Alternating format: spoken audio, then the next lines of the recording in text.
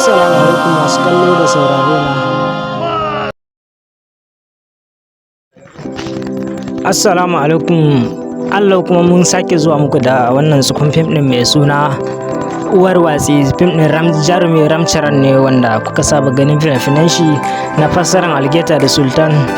Sannan kuma fim din nan yana da matakar daɗi sosai. Na san wasu daga cikin ku sun kalla, hakan yasa wasu suke yawan tambaya a comment da group na chat namu na Telegram, suke cewa da Allah akwai Uwar Watsi, wani yana nema, wasu da yawa suna nema daga cikin ku. Hakan yasa na ce bari in kawo muku shi ta wannan hanyar da muka saba kawowa, ma'ana ta karkashin wannan bidiyo za ku samu link guda biyu. Duk wanda kuka danna daga ciki zai kai ku a pejin da za ku je ku yi downloading nashi ku sauke a wayoyinku.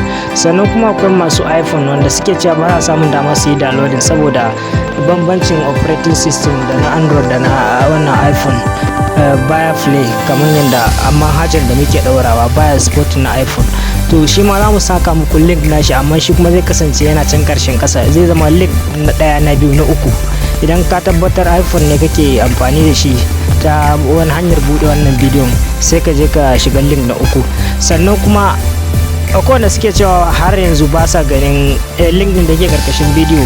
Har yanzu dai na kara tunatar da ku, idan na ɗaura bidiyo a wannan channel din, kar ku na bude shi ta cikin wannan bitmate, kuna bude shi ta cikin application na kan waya na YouTube wanda yake zuwa, shine zai baka dama ka kalla. Ko kuma in baka da ma application din, zaka iya copy link din sai ka je cikin browser da ka ga dama, sai kai paste na shi ka yi play din bidiyon, zaka kalla link din a karkashin bidiyon nan.